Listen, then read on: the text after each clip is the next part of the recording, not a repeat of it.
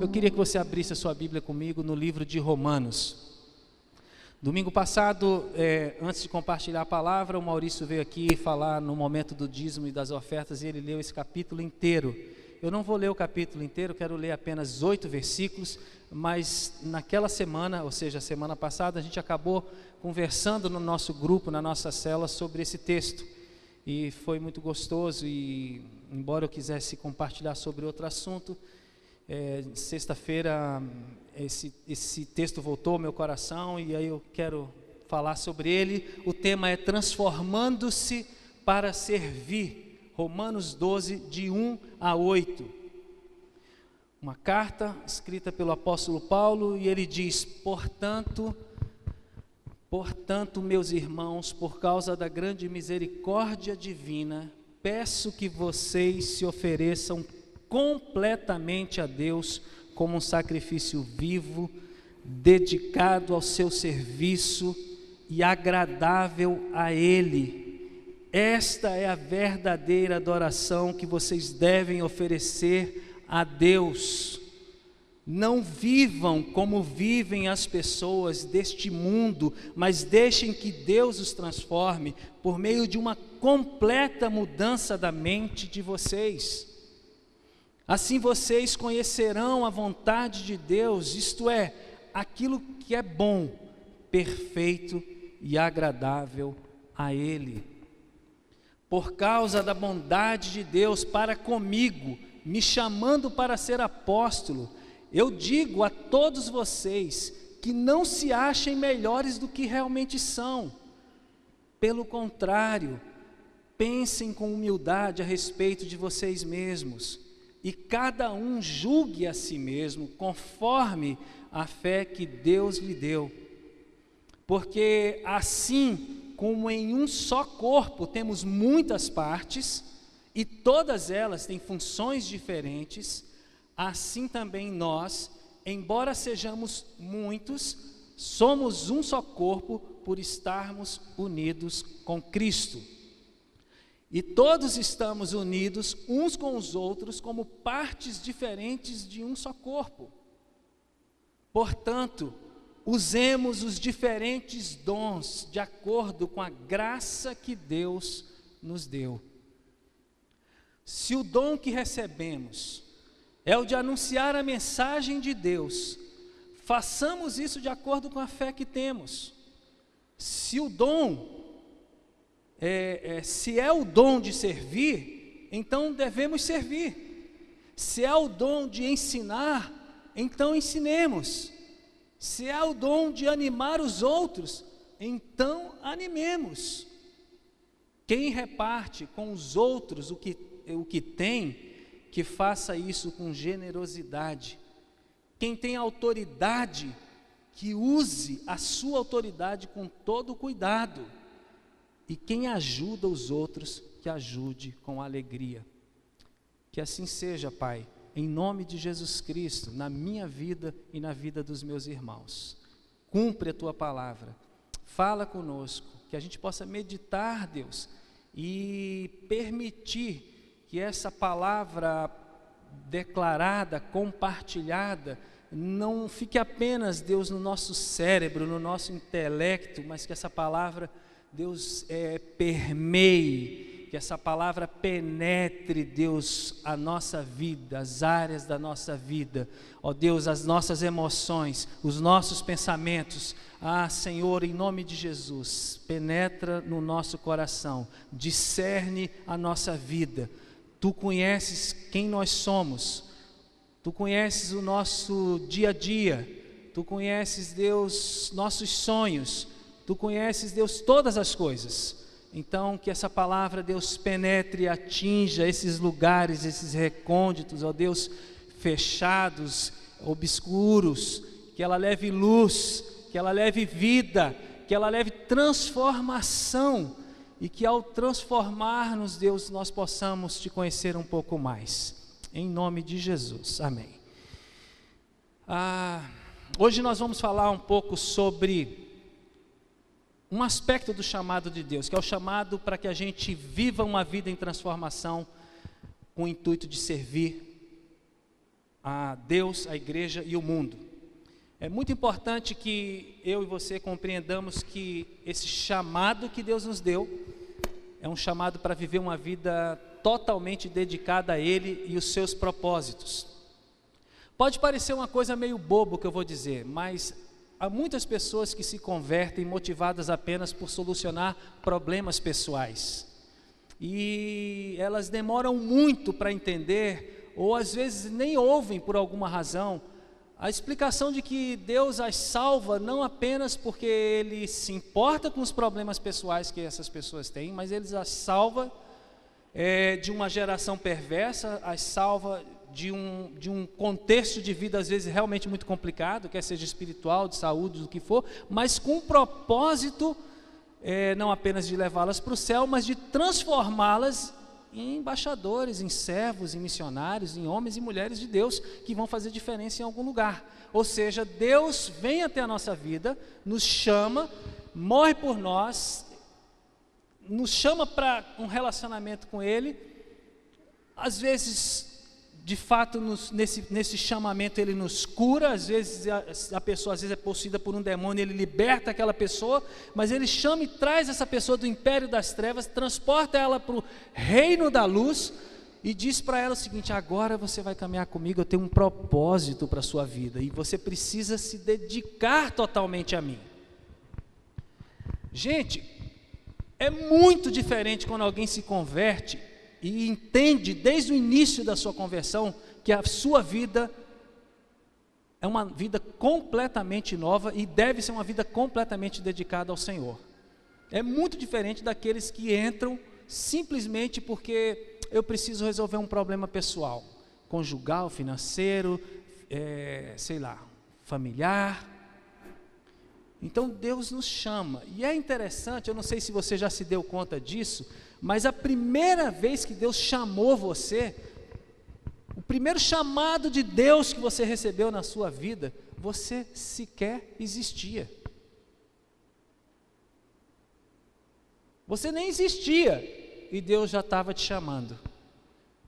É verdade, Ele estava te chamando para a existência, antes mesmo de você ser fecundado. Antes de haver aquele momento onde a maioria atribui ou concebe ou assume que é ali que nasce a vida, na fecundação. Antes disso, Deus já chamava você. Não precisa abrir, mantenha a sua Bíblia aberta no livro de Romanos, ou o seu tablet, ou o seu celular, no Romanos 12. Mas veja o que o Eterno disse para o profeta Jeremias, e que não tem a ver só com a história de Jeremias, mas tem a ver comigo e com você. Ele diz assim: antes de eu formar você no ventre, eu já sabia tudo a seu respeito. Gente, olha que coisa tremenda, olha que coisa maravilhosa. Antes que você pudesse ver a luz do dia, eu já tinha planos para a sua vida. E aí o salmista continua: eu criei cada parte do seu corpo, eu formei você na barriga da sua mãe, eu te fiz de maneira maravilhosa, eu te vi quando os teus ossos estavam sendo feitos, quando você estava sendo formado no ventre, crescendo ali em segredo. Eu te vi antes de você nascer. E mais, os dias que eu te dei para viver foram todos escritos no meu livro, quando ainda nenhum deles existia. Esse é o Deus vivo, verdadeiro, poderoso, soberano, pessoal. É o Deus que eu amo, é o Deus que você ama.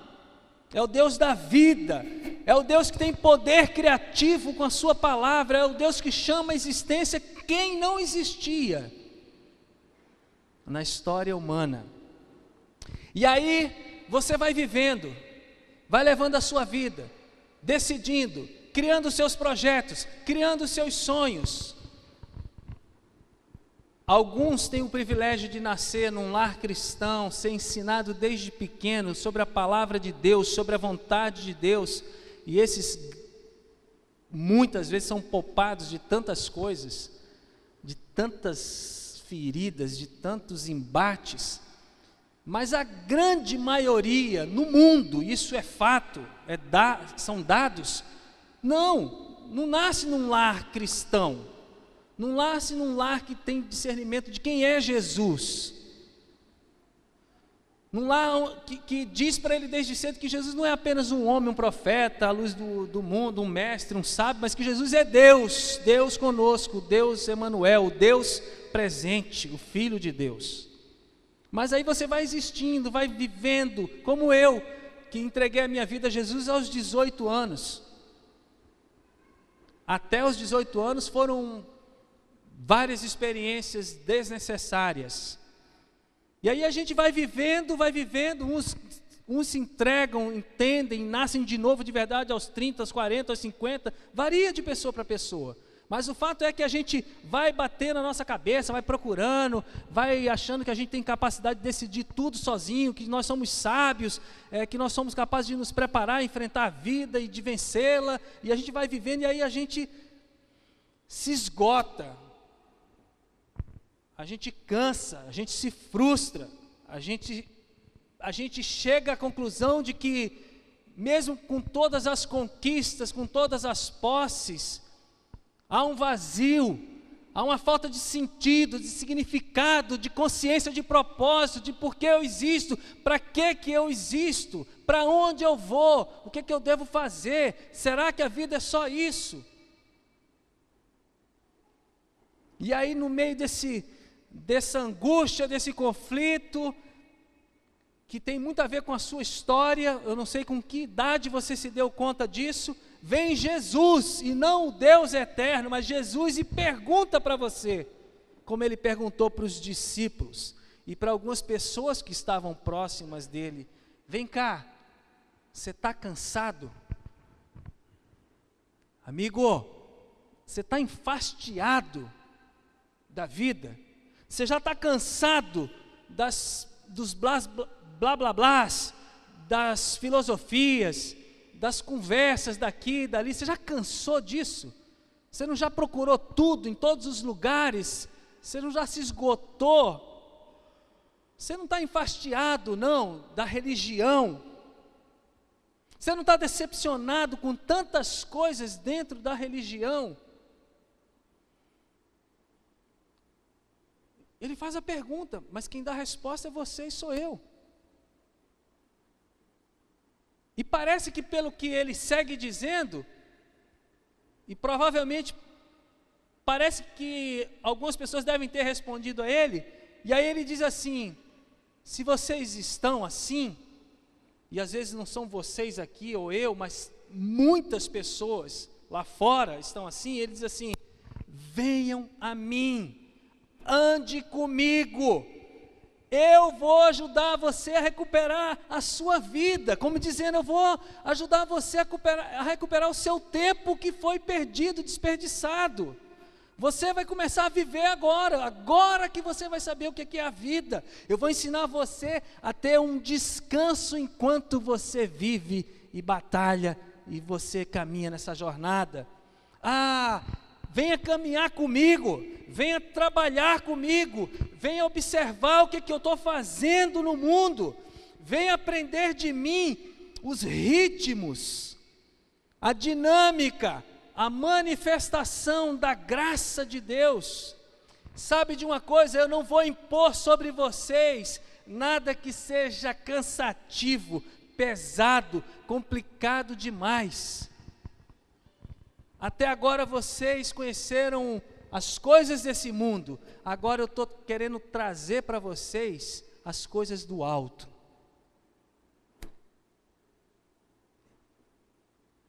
Vem andar comigo, vem ser meu companheiro, vem aprender comigo, vem viver na liberdade que só eu posso dar, vem viver de maneira leve. chega de peso, de fardo, de bagagem, de frustração, de reclamar, de murmurar. Eu posso pôr um cântico novo, uma palavra nova, eu posso pôr tudo novo na sua vida, um coração novo, um espírito novo, um pensamento novo. Eu posso, ninguém pode. Nenhum homem está autorizado, nenhum homem tem competência para fazer o que só Jesus pode. Sabe, irmãos, a liberdade, a leveza e essa transformação de vida em mim e você, elas acontecem como fruto daquilo que nós cantamos hoje à noite. Parece até que eu tinha falado para a Thaís o texto que eu ia usar. Sabe do que? Da nossa entrega total, da nossa rendição total, assim como Ele fez por mim e por você. Quando eu me dedico totalmente, por isso que eu falei isso no início dessa mensagem, quando eu me consagro, quando eu falo assim, Senhor, eu sou Teu, completamente Teu, faz o que o Senhor quiser na minha vida, me transforma. Quando eu busco um relacionamento íntimo com Deus, com Jesus, quando eu me disponho a aprender com Ele, quando Ele diz assim, me observe, eu quero te ensinar a ter um descanso verdadeiro. Quando eu estou disposto a isso, a obedecê-lo incondicionalmente, a minha vida vai ser outra. A minha postura diante da vida vai ser outra. As minhas reações diante dos problemas serão outras. A vida vai ficar muito melhor. Ah, mas existem os problemas, os desafios? Existe. Mas você não vai carregar um fardo insuportável que vai te levar a buscar ou desejar a morte prematura. Paulo, que escreveu Romanos, isso é uma introdução que eu estou fazendo. Paulo, que escreveu esse livro aos Romanos, ele entendia claramente do que era uma religião. Paulo era o the best dentro do judaísmo. Os irmãos sabem disso. De família, né? A família dele tinha um legado recebido dentro da família. Um mestre da lei, um doutor, treinado, capacitado aos pés do mais famoso filósofo dos seus dias, Gamaliel. Um homem que podia ir a qualquer lugar do planeta, e foi a muitos lugares, nas suas 3 viagens missionárias, falar, depois da sua conversão, de Cristo, o Jesus, o Senhor dos Senhores, para qualquer pessoa, em qualquer nível de autoridade, com qualquer gabarito de conhecimento.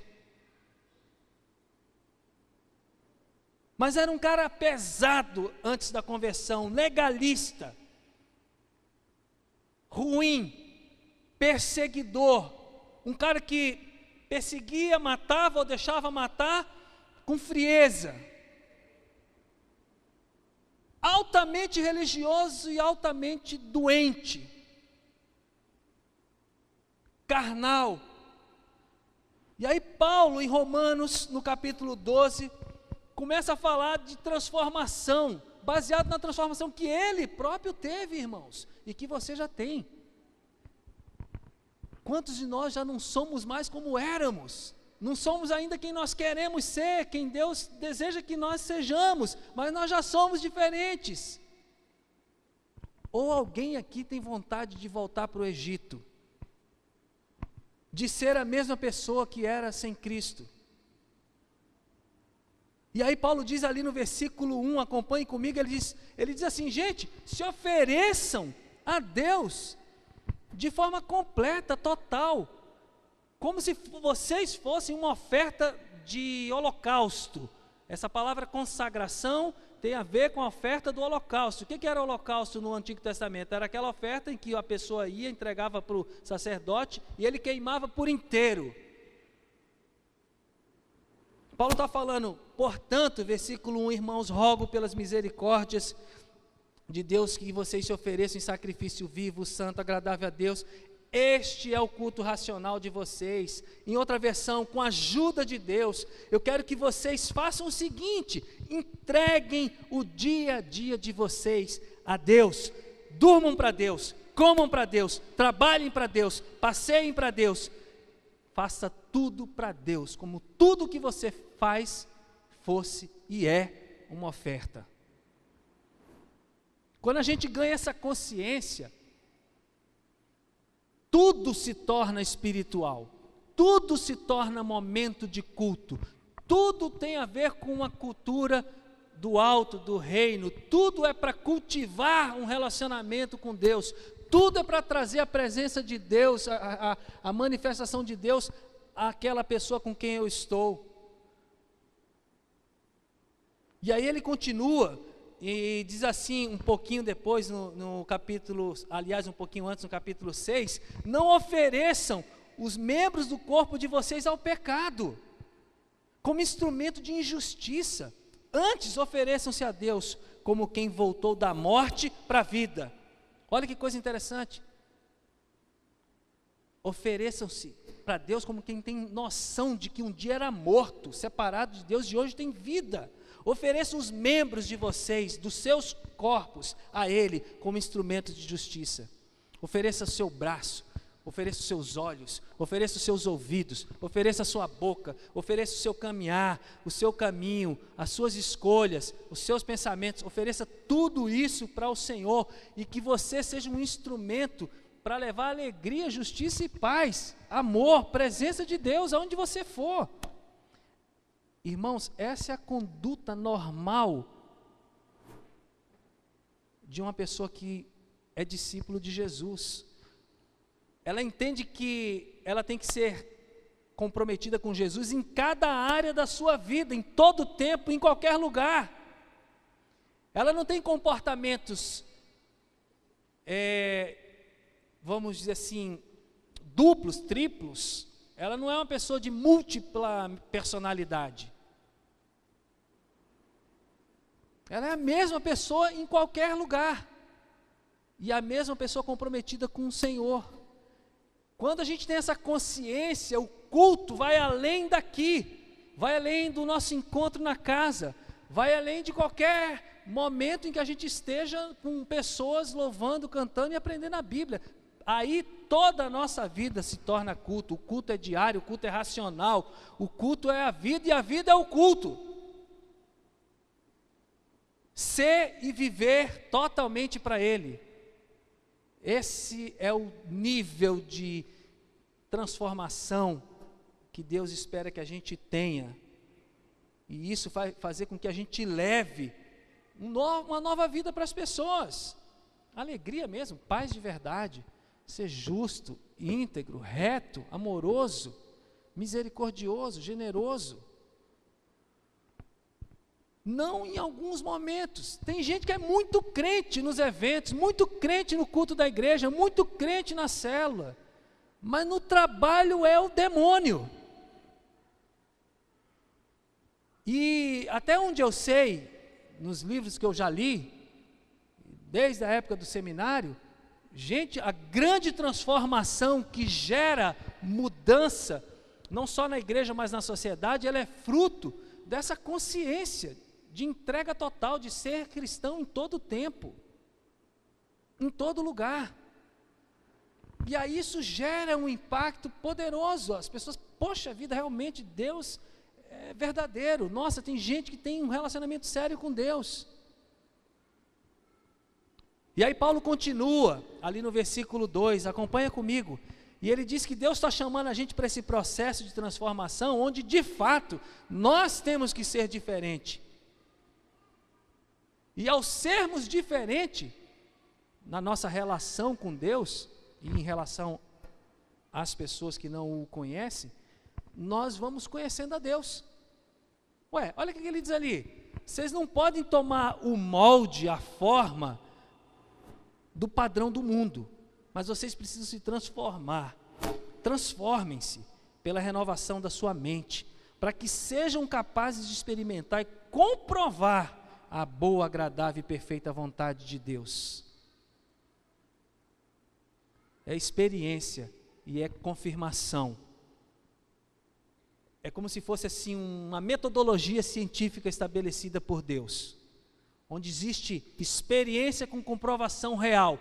Quem se transforma, quem permite um relacionamento genuíno com Cristo, quem permite que a palavra penetre e mude a mente e o comportamento, quem anda em obediência, é transformado, vai experimentar a boa, perfeita e agradável vontade dEle. Vai experimentar, vai comprovar isso, não só para si, mas vai ser uma comprovação para os outros. Não se ajustem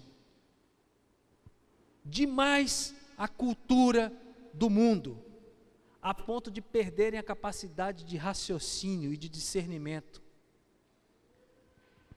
Concentrem-se em Deus. Vocês serão mudados de dentro para fora.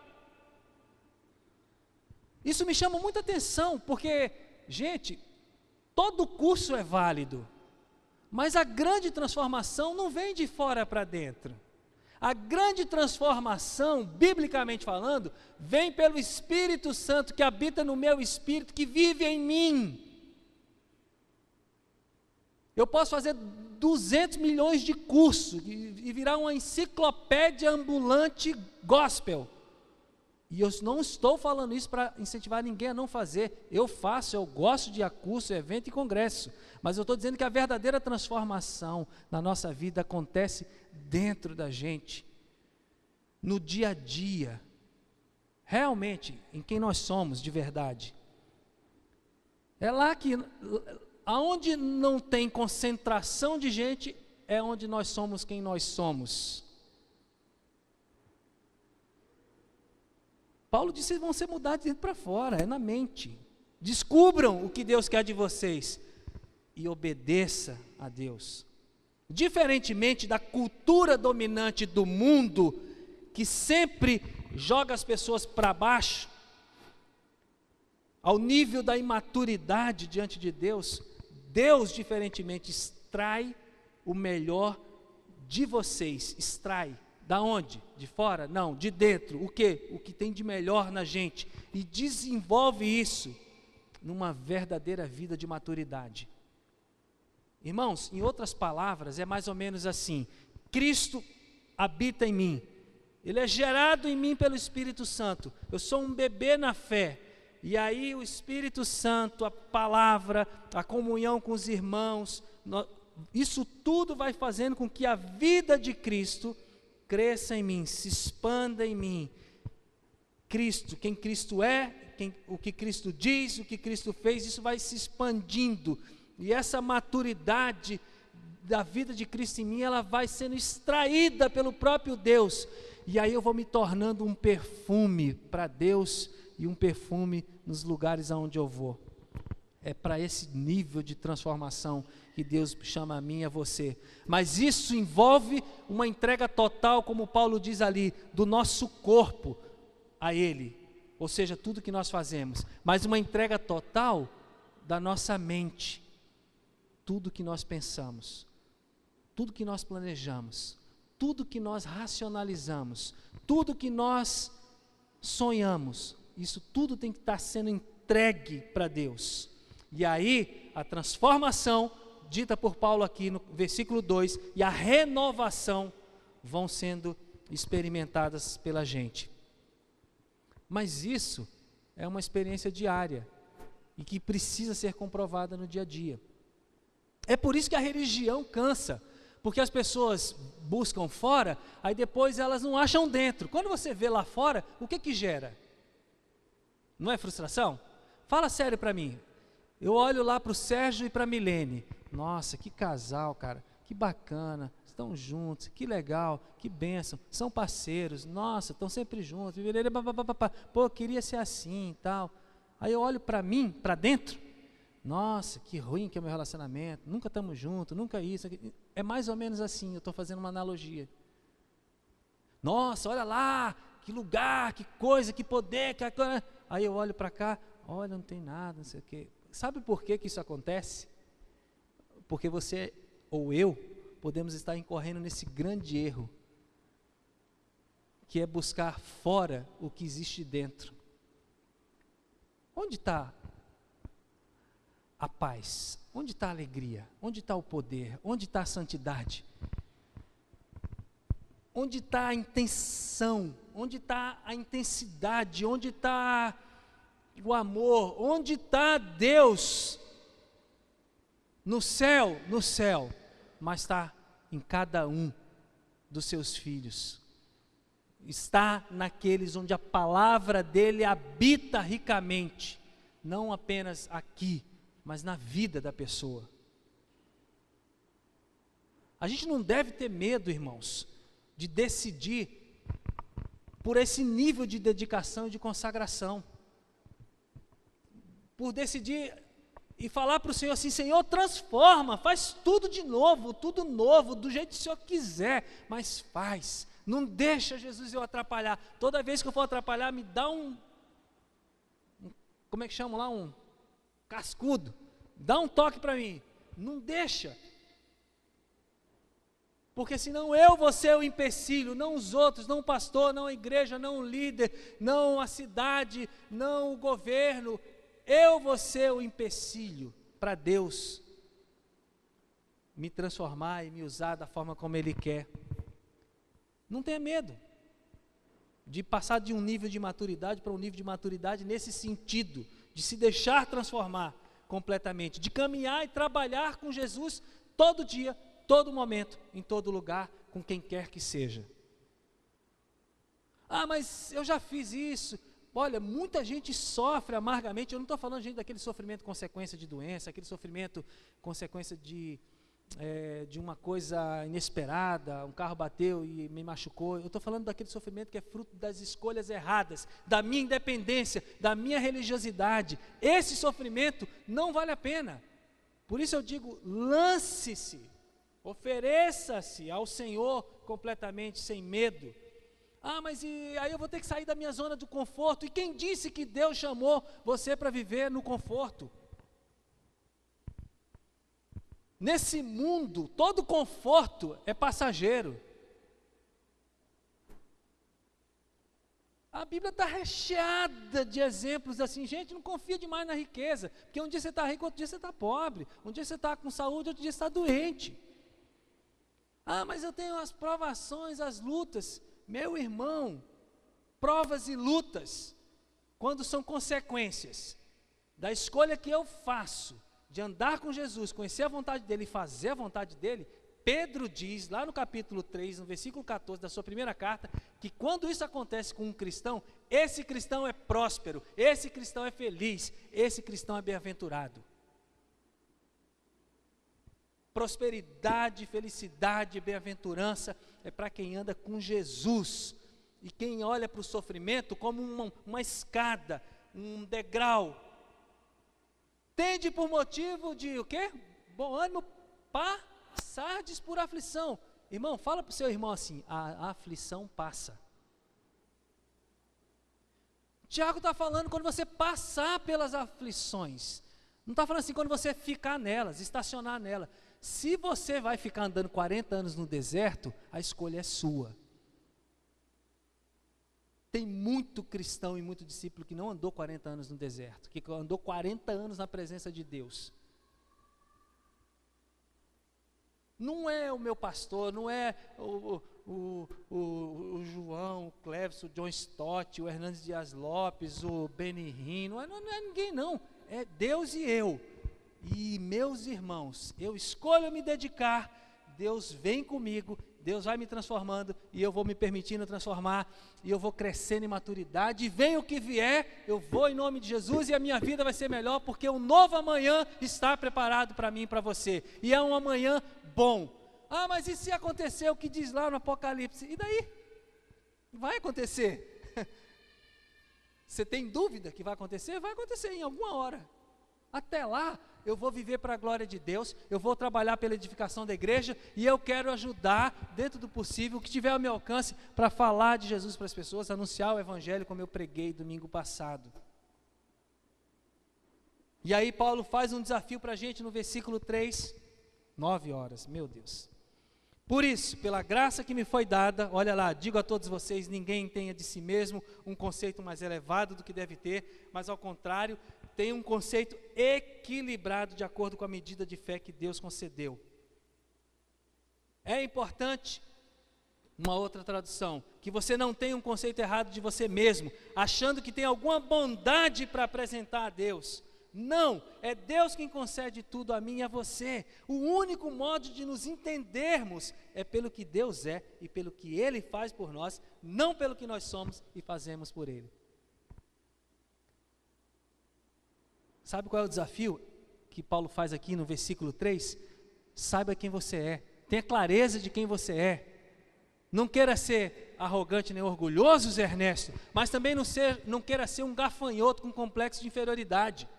Eu não te chamei para você se achar, nem para você se depreciar. Eu te chamei para ser parecido com o meu filho. Eu te chamei para que você tenha a humildade de Jesus, para que você seja excelente nas coisas que você faz, mas que você seja prudente com as coisas que são maldosas, ruins, maliciosas. Eu te chamei, Zé Ernesto, para que você se posicione em mim. A sua identidade nasce em mim. E aquilo que você deve fazer baseado na fé que eu te dei e na graça que eu tenho derramado na sua vida. Paulo vai falar de dons, de serviço, de ministério, e ele fala, olha, cuidado, para que vocês não se achem demais, mas também cuidado, para não ficar aí se sentindo um verme. Nós não somos verme, mas também nós não somos anjos.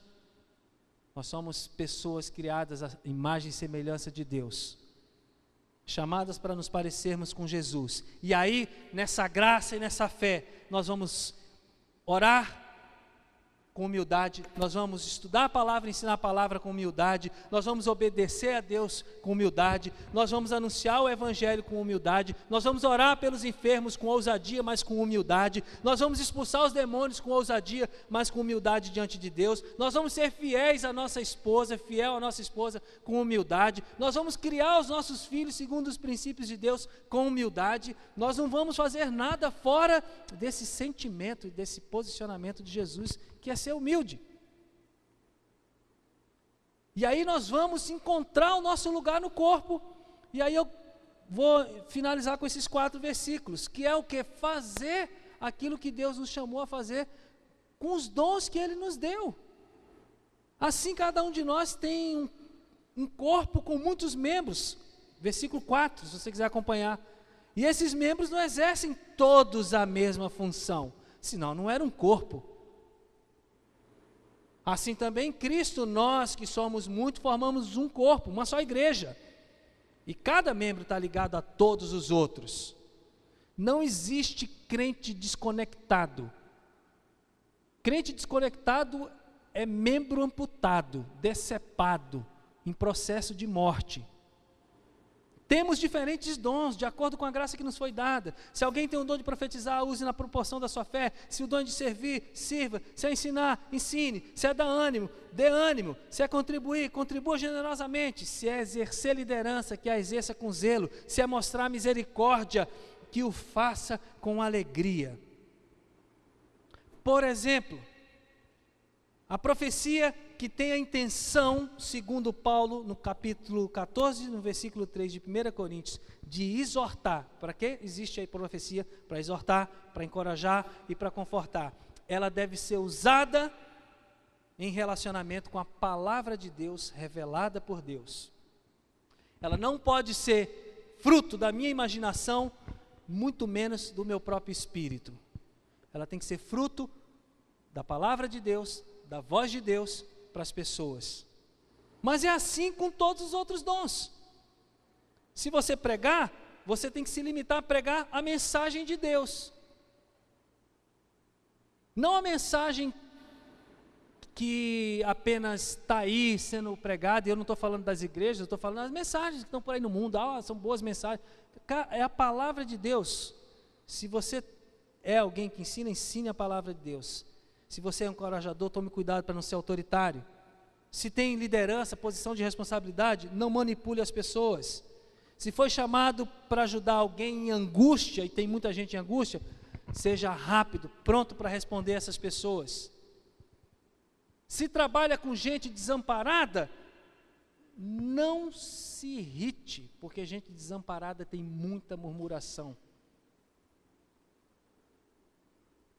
Paulo dá essas orientações e deixa claro aqui, dizendo o seguinte: irmãos, olha quantas oportunidades, quantos ministérios, quantos serviços, quantos dons, quantas coisas nós podemos fazer para Deus. Transforme-se para servir.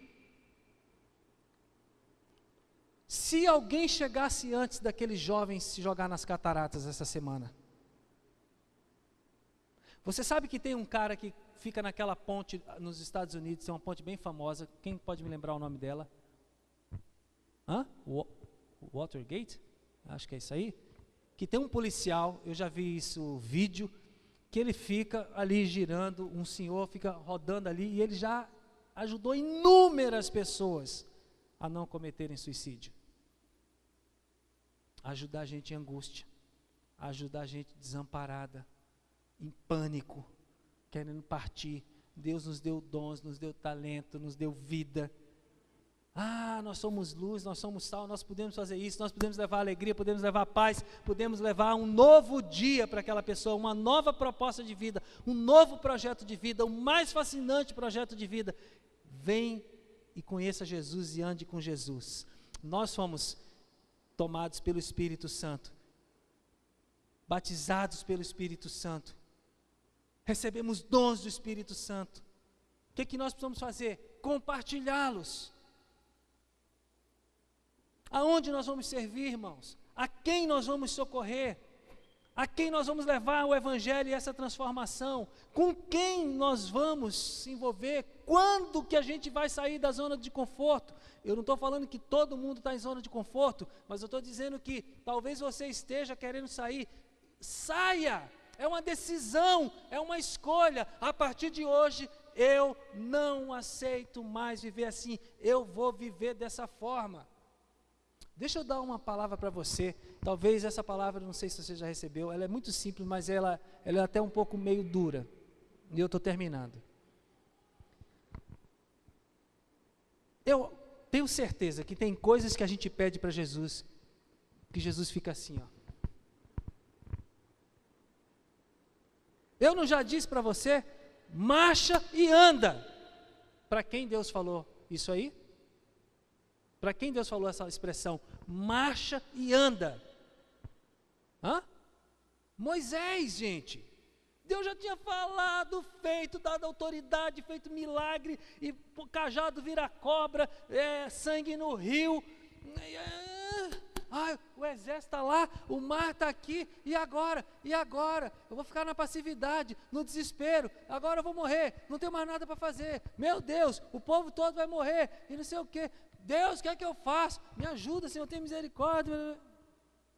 Cara, eu não te falei? Toca lá, marcha e anda. Você sabe quando a gente sai da zona de conforto? Sabe quando a gente se determina a fazer e para de acreditar nas nossas justificativas, nas nossas desculpas?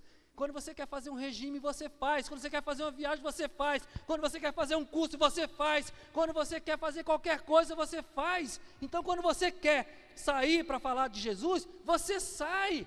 Quando você quer falar assim, eu não vou ficar mais na zona de conforto, eu quero ser um fogo, uma tocha, eu quero ser um homem de Deus, uma mulher, um discípulo comprometido, você caminha para isso, porque você une nessa hora da sua decisão, que você diz assim, eu vou, você se une com Deus Criador, que tem poder, que fala, aí meu filho, agora sim você vai ver o que vai acontecer na sua vida, eu vou te usar, vai ser bênção, mas isso precisa da decisão, e tem gente que precisa de muita prova e muito fogo para tomar decisões na vida, que Deus tenha misericórdia de mim e de você.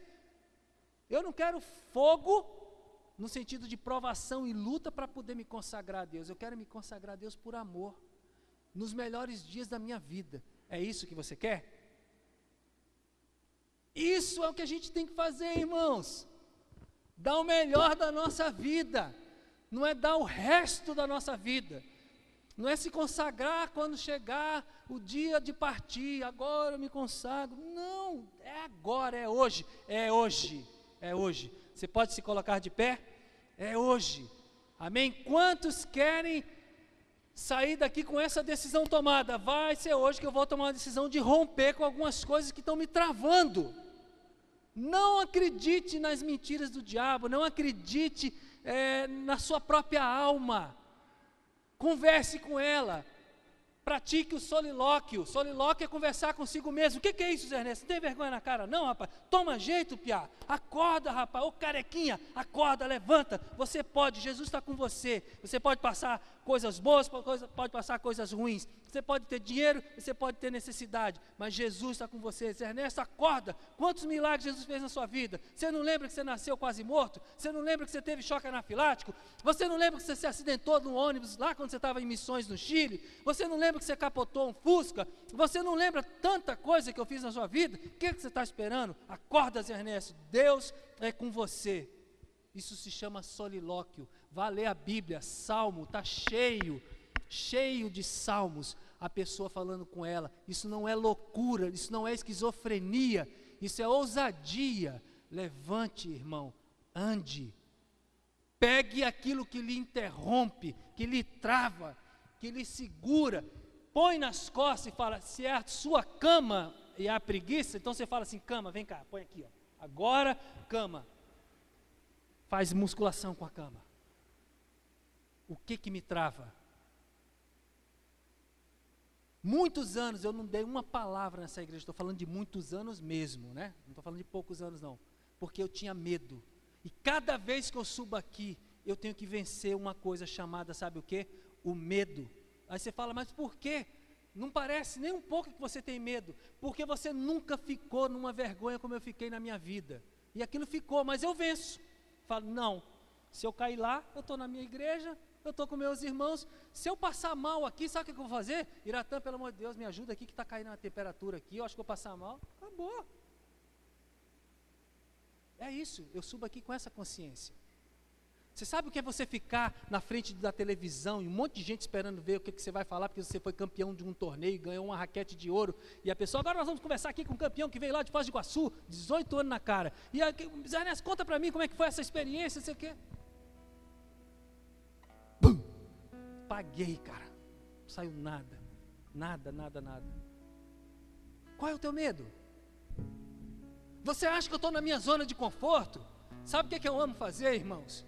Eu amo, quer saber o que eu amo? Além de Deus, da minha esposa, eu amo pegar a moto, já falei para vocês, andar, cruzar com pessoas, parar, estacionar, bater um papo. Eu amo conversar com as pessoas nos corredores. Eu amo ir lá na casa de recuperação. Toda quarta, quando eu vou lá, eu choro. Porque eu falo, gente, não é vocês só que precisam de Jesus, eu preciso. E eu preciso estar aqui com vocês. Púlpito, a minha mulher é testemunha disso. Nunca foi uma coisa que eu quis na minha vida. Pelo contrário, se existia alguma coisa da qual eu corria, era de um momento como esse. Não porque eu tinha vergonha da palavra, não porque eu não sabia o que eu ia dizer, mas porque eu tinha medo de, diante dos meus irmãos da igreja, me dar um branco, passar mal. Mas eu tenho escolhido, eu não vou ficar na zona de conforto, eu vou onde o Senhor falar para eu ir, e eu quero que você faça isso. Talvez você está fazendo, mas tem alguma coisa que eu creio que Deus falou com você. Qual é a sua trava? Qual é a sua algema? Qual é o seu medo?